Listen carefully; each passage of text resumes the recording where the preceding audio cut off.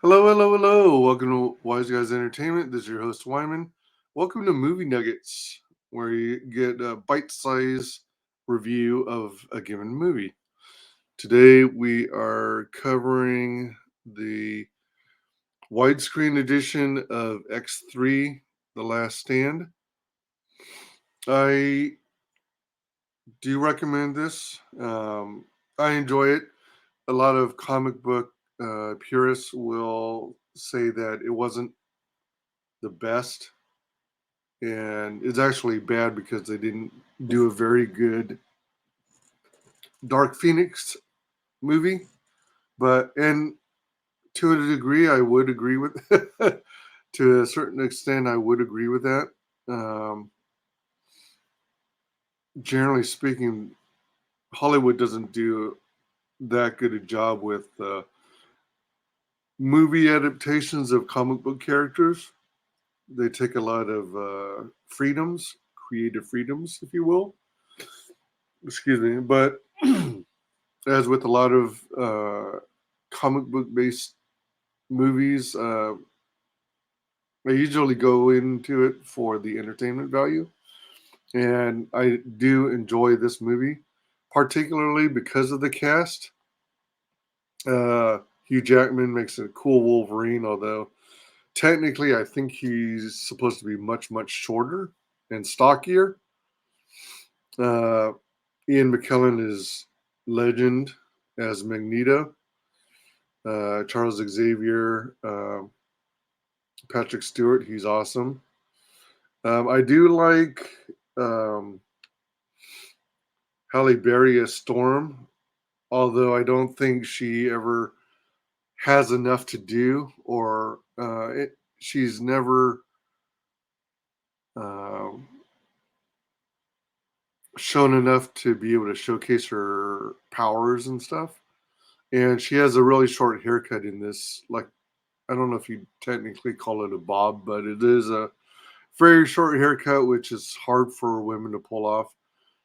Hard for most women to pull off, but it ends up looking cute. It works for Hallie. Um, I just wish they would use Storm more and show how awesome weather effects can be. Um, I love Famke Johnson as Dark Phoenix. Well, I mean, more so Jean Grey. Uh, I think she really works well. Um, just oh, and shoot, what's her name again? The woman who plays Mystique. Something. Oh man, I remember part of her married name, Stamos. But you know who I'm talking. Anyone who's watching this video knows who I'm talking about. Um, Frick, he's it's on the tip of my tongue. Anywho, she makes an excellent Mystique, and the fact that when Jennifer Lawrence played Mystique, a younger Mystique, and was bitching and whining about the makeup required, I think the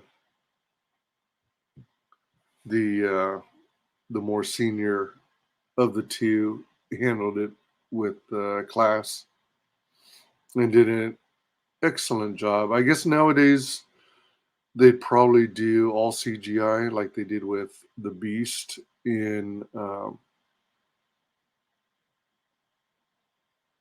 where did they introduce these? Was it a teaser at the end of the Marvels movie? I'm not sure because I've never seen the Marvels and I may never watch it. But anyway, X3, The Last Stand. That's where uh, everyone's on the hunt. The good guys and the Brotherhood, Magneto's team, are after this unique boy who has mutant powers to remove the seeming a way to remove the mutation factor of mutants, and it also it also has Anna Paquin as Rogue. Rogue is one of my favorite X-Men characters, and I think she did a decent job. I just wish they could have found a way to use her more as well. I would have liked to have seen more, but it seems like they used her more for like to have an emotional pull your heartstrings kind of side of the story. And then there's a huge chunk of the movie where you don't see her at all, and then you see her at the very end. So I wish they would have done more with Rogue. The uniforms are still like based off the most of them are still based off like black leather and stuff. You can see Magneto and Jean Grey are dressed a little differently, um, which is fine. I'm so when it comes to the uniforms. I think it was a reasonable and a practical way to do the uniforms, but a part of me still yearns to see the comic book versions or comic book equivalents of those uniforms. But supposedly the upcoming movie Deadpool 3 is going to play into that. So that's X-Men 3: The Last Stand.